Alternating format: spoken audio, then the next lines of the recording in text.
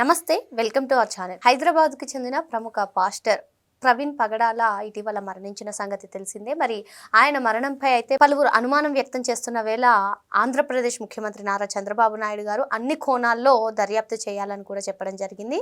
మరి ఇది నిజంగా యాక్సిడెంటా లేదంటే ఎవరైనా హత్య చేశారా? ఇటువంటి అంశాలన్నీ కూడా తెలుసుకునే ప్రయత్నం చేద్దాం. దీన్ని పూర్తిగా విశ్లేషించడానికి మనతో పాటుగా ఉన్నారు ప్రముఖ జర్నలిస్ట్ హేమ సుందర్ గారు.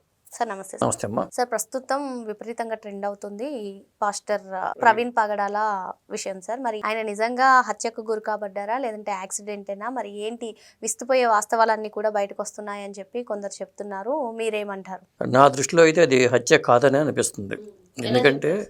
ఎందుకంటే అతను బయలుదేరిన దగ్గర నుంచి కూడా అతను ఎన్ఫీల్డ్ పెద్ద బైక్, అది ఆ బైక్ మీద బయలుదేరటం అనేది అసలు అంత పెద్ద పాస్టర్ అయ్యండి ఎలాంటి కార్యక్రమాలకు పెద్ద కార్యక్రమం పెట్టుకున్నప్పుడు కారులో వెళ్తారు, కొద్దిగా కారులో వెళ్లకుండా ఆయన బైక్ మీద బయలుదేరాడు. బయలుదేరిన తర్వాత ఆ బైక్ ఇక్కడున్న బయలుదేరినప్పుడు ఉన్న బైక్ను తర్వాత దారిలోనే యాక్సిడెంట్లు అయినాయి. ఇప్పుడు పోలీసులు కూడా అతను యూపీఐ పేమెంట్స్ చూశారు, మందు షాపులు ఎక్కడెక్కడ ముందు కొన్నారు అవన్నీ తెలిసిపోతుంది. అంటే ఆయనకి ముందు ఎక్కువ అయిపోయి యాక్సిడెంట్ చేసుకుంటూ వెళ్ళాడు అనేది అర్థమైపోతుంది. సార్, కాకపోతే ఇక్కడ రాజకీయ రంగు పులిమే ప్రయత్నం చేస్తున్నారు సార్. మరి వైసీపీ వాళ్ళందరూ కూడా ఇది యాక్సిడెంట్ కాదు హత్య అని చెప్పి వాళ్ళు అనుమానం వ్యక్తం చేస్తున్నారు. అదేవిధంగా అనుమానం వ్యక్తం చేస్తున్నారు సార్. మరి మీరేమంటారు? అంటే ఇది రాజకీయం చేస్తున్నారు.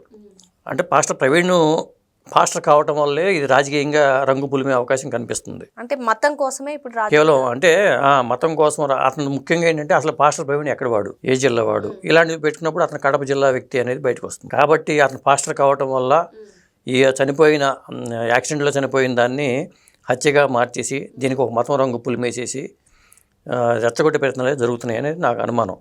ఎందుకంటే అసలు పాస్టర్ ప్రవీణ్ విజయవాడ 4 గంటల పాటు ఏమైపోయాడు అని దానికి కూడా క్లారిటీ వచ్చేసింది. అతను రావణపాడు రింగ్ రోడ్ దగ్గర బైక్ ఆపుకొని చాలా ఇబ్బంది పడుతుంటే అక్కడ ట్రాఫిక్ ఎస్ఐ కూడా అతనికి మంచినీళ్ళు ఇచ్చాడని, టీ ఇచ్చాడని ఇవన్నీ తెలుస్తున్నాయి, ఇప్పుడు బయటకు వస్తున్నాయి. కాబట్టి అతను ఏంటంటే దారిలో యాక్సిడెంట్ చేసుకుంటూ వెళ్ళటం, ఆ తర్వాత కూడా నాకు తెలిసి బండి మీద పడిపోయింది.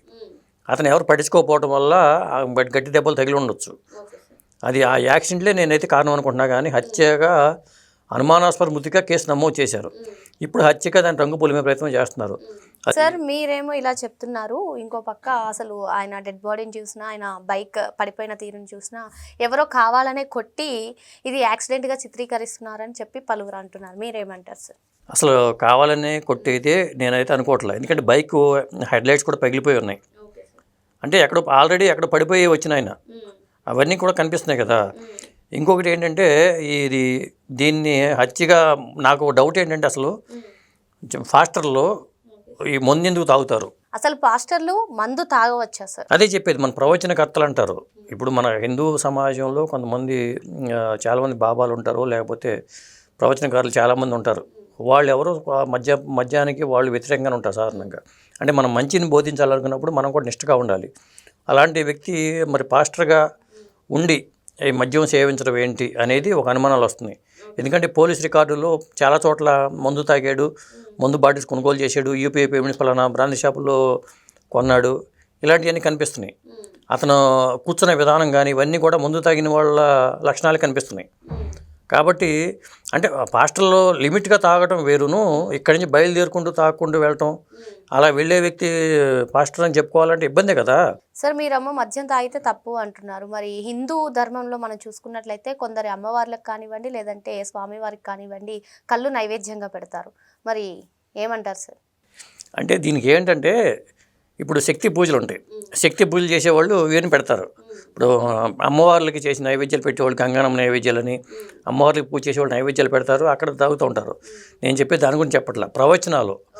ఇప్పుడు గరికపాటి గారు కానీ లేకపోతే చాగంటి గారు కానీ ఇలాంటి వ్యక్తులను తీసుకుంటే వాళ్ళు చాలా నిష్టగా ఉంటూ వేదాధ్యయనం చేసేవాళ్ళు ఎవరు ఇలా చేయరు. వేదాలు వేరును శాక్తేయం అంటారు దీన్ని. శక్తి పూజలు ఆరాధన చేసేవాళ్ళు శాక్తేయులు అవే చేయాలి. ఇప్పుడు కళ్ళు తాగడం కానీ లేకపోతే క్షుద్ర పూజలు చేయడం కానీ ఇవన్నీ చాలా దాంట్లో వస్తాయి. అది అధర్వణ వేదంలోంచి కొంత విభాగం అటు వెళ్ళిపోయింది.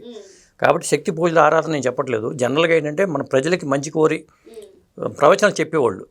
అది ఇప్పుడు మైక్ ముందుకు వచ్చి ప్రవచనం వాళ్ళు చెప్పరు కదా. శక్తి పూజ చేసేవాళ్ళు వాళ్ళు ఏదో తాగుతారో లేకపోతే పడుకుంటారు, తిని పడుకుంటారు, అంతవరకు చేస్తారు. కానీ వాళ్ళు వెళ్ళి ఉపన్యాసాలు ఎవరు, ఉపన్యాసాలు ఇచ్చేవాళ్ళు చాలా నిష్ఠగా ఉండడం అనేది చాలా మంచి పద్ధతి. అలాంటి వాళ్ళే పాస్టర్లుగా ఉండాలి. కానీ కొంతమంది పాస్టర్లు చాలా చోట్ల వివాదాస్పదమైన చర్యలు చేస్తున్నారు. చాలా రకరకాల ఎలిగేషన్స్ పాస్టర్ల మీద వస్తూనే ఉన్నాయి. అటు పాస్టర్ల మీద వస్తున్నాయి, ఇటు బాబాల మీద వస్తున్నాయి, కొంతమంది దొంగ బాబాల మీద కూడా వస్తున్నాయి ఇలాంటివి.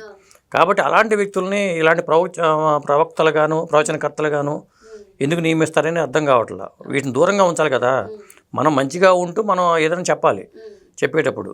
మరి ఈయన చూసుకుంటే మరి ఆ బైక్ వెళ్ళిన విధానం కానీ, ఆ లైట్లు పగిలిపోవడం కానీ, ఆయన ముందు కొన్న విధానం చెప్తుంచేవాళ్ళు చాలా అంత విధిగా. అంటే మొత్తానికి ఆయన చావుకి కారణం ఈ మద్యం తాగడమే అంటారా సార్? నాకైతే అదే అనిపిస్తుంది. ఎందుకంటే మందు బాగా ఎక్కువ తాగేసేసి ఆ మత్తులో పడిపోవటం, మళ్ళీ లేచి మళ్ళీ బైక్ తోలటం, ఇవన్నీ జరిగినట్టు అనిపిస్తుంది. ఆయన మొత్తం ఎన్ని చోట్ల ఆగాడు సార్? చాలా చోట్ల ఆగినట్టుగా చెప్తున్నారు. ఇప్పుడు ముఖ్యంగా ఏంటంటే విజయవాడలో 4 గంటల పాటు ఆగిపోయాడు ఆయన. అప్పటికే బండి యాక్సిడెంట్ అయిపోయి విజయవాడకు వచ్చిందనేది చెప్తున్నారు. ఆ హెడ్ లైట్ పగిలిపోయి బండి డ్యామేజ్ అయినట్టుగా కనిపిస్తుంది. కాబట్టి విజయవాడలో కూడా బాగా మొత్తెక్కిపోయి ఆయన అక్కడ కూర్చునిపోయాడు ఆయన. సార్ మొత్తానికి మీరు తెలంగాణ నుంచి ఆంధ్రప్రదేశ్కి వెళ్ళేంత వరకు కూడా ఆయన చాలా చోట్ల ఆగారు అని చెప్తున్నారు. ఆయన వెళ్ళింది హైవే పైన, మరి ఎక్కడా కూడా చెక్ చేయలేదంటారా? మరి ఈయన పైన డ్రంక్ అండ్ డ్రైవ్ కేసులు సాధారణంగా పగలు జర్నీ చేస్తే చెక్ చేయరు. ఎందుకంటే పగలు ఆయన 11 గంటలకి ఇప్పుడు 11:45 బయలుదేరని చెప్తున్నారు తిరుమలగిరి నుంచి. అక్కడి నుంచి బయలుదేరి పగలు వెళ్ళిపోయే వాళ్ళని అంతగా చెక్ చేయరు. అసలు ఎప్పుడు ఆ డ్రంక్ అండ్ డ్రైవ్ కేసులు ఎప్పుడు చూడరు కూడా. నైట్ టైం మాత్రమే డ్రంక్ అండ్ డ్రైవ్ కేసులు అవి చూస్తూ ఉంటారు. కాబట్టి అలా చూసి ఉంటారు నాకు తెలిసి. కానీ హత్య అనుకోవడానికి ఎక్కడ ఆస్కారం అయితే కనపట్టలేదు నాకు. ఎందుకంటే హత్య చేసి బైక్ మీద పడిపోయి కనిపించడాన్ని చెప్తున్నారు. అది ఎందుకు కనిపిస్తుంది అంటే అతను పడిపోవడం వల్ల దాని మీద బైక్ కూడా పక్కకి వెళ్ళిపోయి చాలా మట్టిలో కూరుకుపోయి పడిపోయాడు అతను. అది పట్టించుకోకపోవడం వల్ల, అతను ఎవరు పట్టించుకోకపోవడం వల్ల చనిపోయాడు అనేది నేను అనుకుంటున్నా.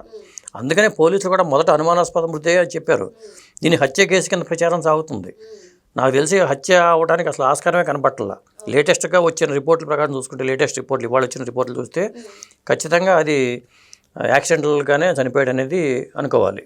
Okay sir. సార్ మీరు అన్నట్టుగా ఒకవేళ ఇది యాక్సిడెంటే అయితే మరి కొందరు కావాలని చేసే అంటే రాజకీయాన్ని ఈ కేసుకు కలపడాన్ని మనం ఏ విధంగా చూడాలి? అదేనమ్మా, ఇప్పుడు కొన్ని పార్టీలు రాజకీయంగా మతపరంగా దగ్గరైపోయిన పార్టీలు ఉన్నాయి. అందువల్ల ఏమవుతుందంటే అసలు పాస్టర్ ప్రవీణ్ పుట్టుపూర్వోత్తరాలు ఏంటి, ఎక్కడ పుట్టాడు, ఏం చేసేవాడు, ఎలా పాస్టర్ అయ్యాడు అని చెప్తే అది చూస్తే కొంతవరకు క్లారిటీ వచ్చే అవకాశం అయితే ఉంది. ఎందుకంటే కడప జిల్లా అని ప్రస్తుతం చెప్తున్నారు. అతను కడప జిల్లా నుంచి వచ్చి మతం తీసుకుని చర్చి నిర్మాణాలు కానీ చాలా చోట్ల జరుగుతుంది ఇదే. ఈ మతపరంగా ఏమవుతుందంటే చాలామంది మతపరంగా లబ్ధి పొందడానికి కోసం పార్టీలని మతాన్ని అడ్డు పెట్టుకుంటున్నారు. వాళ్ళ వ్యక్తిగత లాభాల కోసమే మతాన్ని అడ్డు పెట్టుకుంటున్నారు.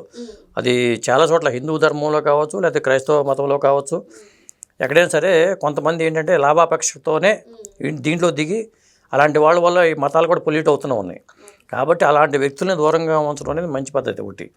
ఇంకోటి ఏంటంటే పాస్టర్ ప్రవీణ్ అతను చనిపోయాడు కాబట్టి మనం ఎక్కువగా మాట్లాడకూడదు. కానీ నేనైతే హత్యగా భావించట్లేదు.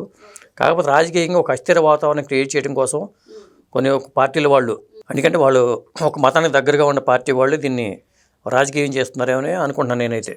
మరి మొత్తానికి ప్రముఖ పాస్టర్ ప్రవీణ్ పగడాల మరణం యాక్సిడెంటే అని చెప్పి సార్ చెప్తున్నారు. అదేవిధంగా కావాలనే దీనికి రాజకీయ రంగు పులుముతున్నారని, మతానికి దగ్గరైన కొందరు రాజకీయవేత్తలు ఇలా చేయడం సరికాదని చెప్పి సార్ చెప్తున్నారు. Thank you sir. Thank you.